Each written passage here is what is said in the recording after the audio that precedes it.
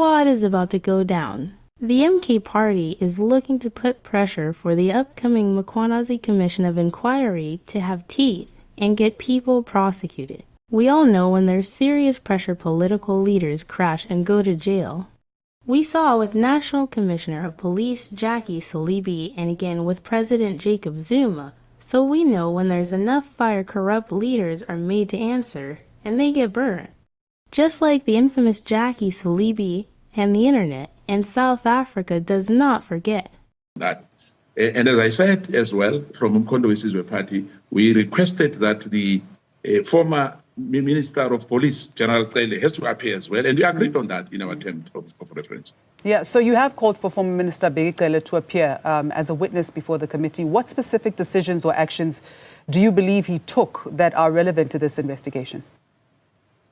Remember that this thing has not started only when Minister Mkhunu was in the office. It started long before that.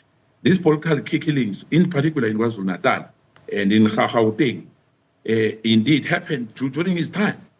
And I guess you might share some information, important information for the ad hoc committee, and as well for South Africans to know the truth. You know what's really interesting about General Nhlanhla Mkhonazi's claims against Senzo Mchunu is that it so closely reflects and parallels an earlier scandal in South African police services all the way back in the 2010s.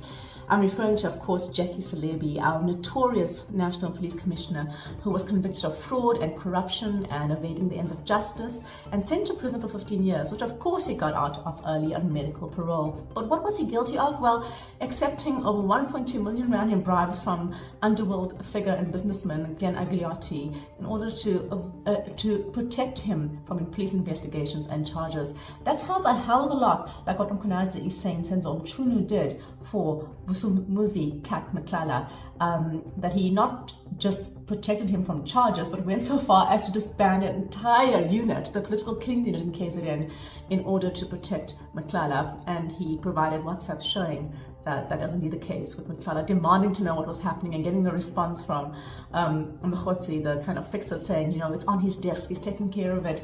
And really, it's just so blatant how this has been going on for so long. Everything happening now and about to play out during the upcoming Commission of Inquiry got a lot of South Africans recalling how we've seen ministers, a president and ministers' wives being put behind bars. Which is why a lot of people feel the MK Party knows exactly what it's planning to do, especially by Nestle asking that former Minister Bheki Cele be brought on as a witness only to answer questions.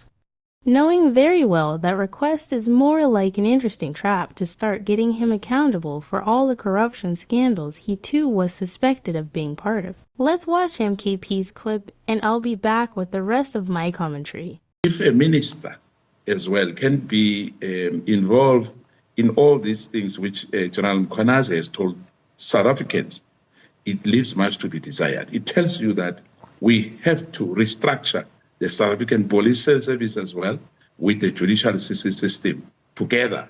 Because where we are today, I think everyone in this country is waiting for this ad hoc committee to complete its job and make sure that all the culprits and and justice is seen to be done. But now, with only until October the 31st to complete this investigation, do you believe 2 months is sufficient time to uncover what you describe as systematic capture that may have been years in the making? Indeed, remember that if we are not finished by the 31st of October, we might have an extension, but we want to try our best not to go that route of Zondo. Chief Justice Zondo went on with extension and extension after extension. We need to make sure that South Africans get the truth of what exactly is happening in this country. You have, the minister decided to classify it for instance, Phala for whatever reason. In other words, they are closing ranks among themselves. So we need to know the truth of exactly what happened and what is happening in this country. Because if one has to take into cognizance what General Mkhonazi has said, it's disturbing. And in fact, I just want to say to you, we're even disturbed by one of the support staff member in the legal department of Parliament to say that Mkhonazi did not its allegations, there were no evidence. There was evidence which was attached by General Mkhwanazi. And it's a fact that some of the dockets were removed from where they're supposed to be and removed for whatever reasons. This has to be tested in the ad hoc committee, and that will be done.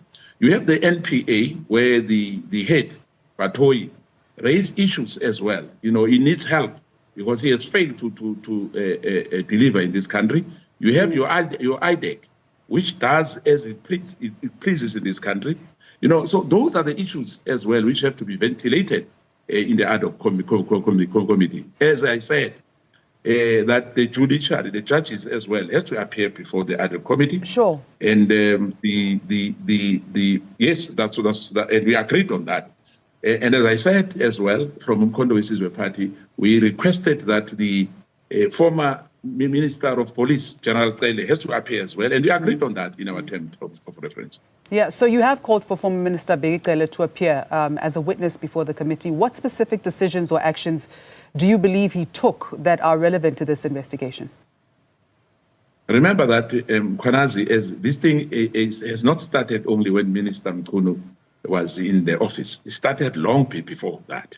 These political killings, in particular in KwaZulu-Natal and in Gauteng, indeed happened during his time.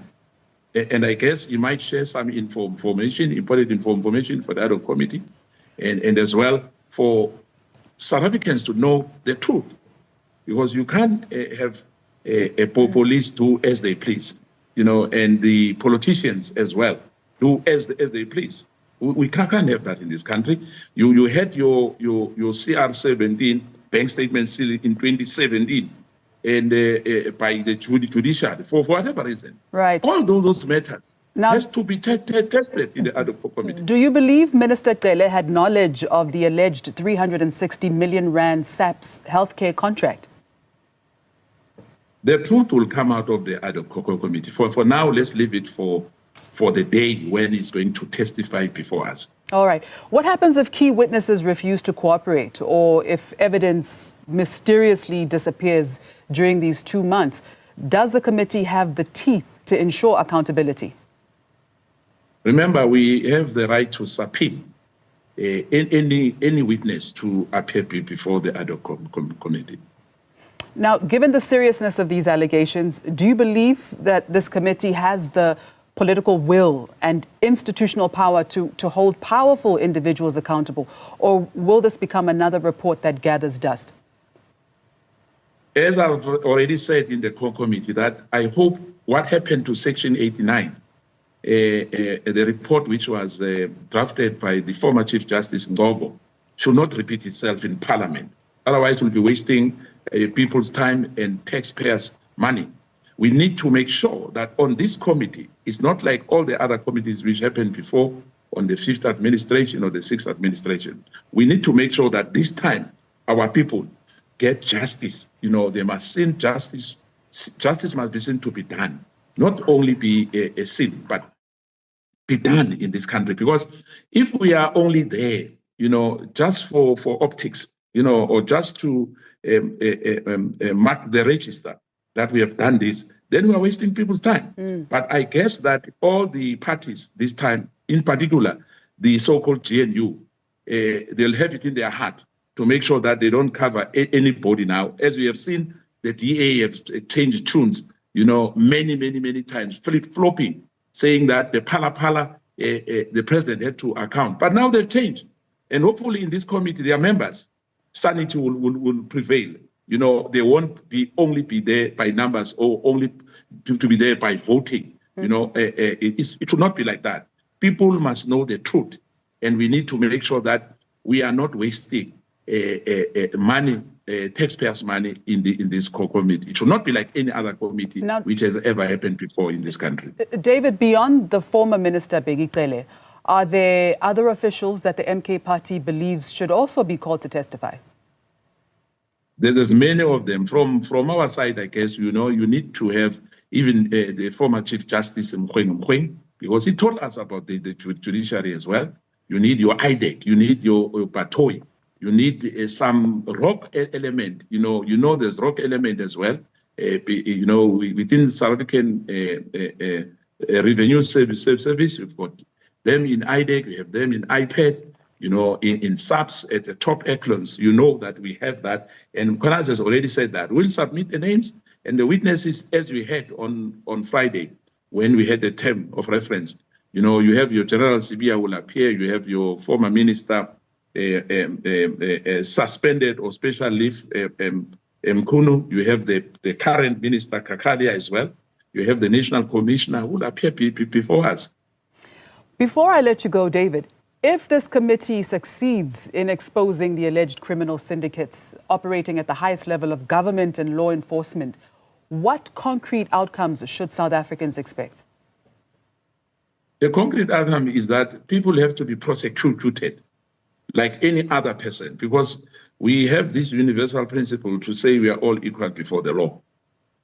We have to make sure that everyone who's implicated and is proven that all the allegations and all these substantiated allegations which was made by Mkhwanazi, which is evident to us, have to be followed up and justice has to be done. It can only be optics for us. As Mkhonto says, we are very, very clear that we need to protect the fiscus of this country, and we need to make sure that everyone who has transgressed the law has to account for his deed or her deed. All right. Finally. All right. Please, could you tell us what the role of the committee is in parallel to the Commission of Madlanga, and what happens if the outcomes are conflicting? It will be interesting, and I guess it happened in the right time that we have the ad hoc committee, because remember, we didn't want to have this this commission of inquiry by Justice Madlanga, but the president opted to go that route. But for where we are now, as ad hoc committee, I'll talk about ad hoc committee, we need to make sure that it doesn't happen. What happened this time, it does not happen again. History should not repeat itself, because we wasted money with Chief Justice Ngobo, his report, which was very clear, of what was supposed to happen. A prima facie was given, but you know what happened? They closed rank, they went to Parliament, they voted against that. So this time we hope sanity will prevail. All these people who will be found wanting have to be prosecuted like everybody else in this country. David, thank you so much for your time. Thank you. Thank you. Are we about to see serious prosecutions? Because this commission is under the GNU Watch, meaning it's no longer just guarded by the ANC to protect their tainted leaders. Do share what you think about the mkparty saying it wants to see prosecutions from this upcoming inquiry. Thanks for watching. Please don't forget to like, share, subscribe, and leave your comments down below.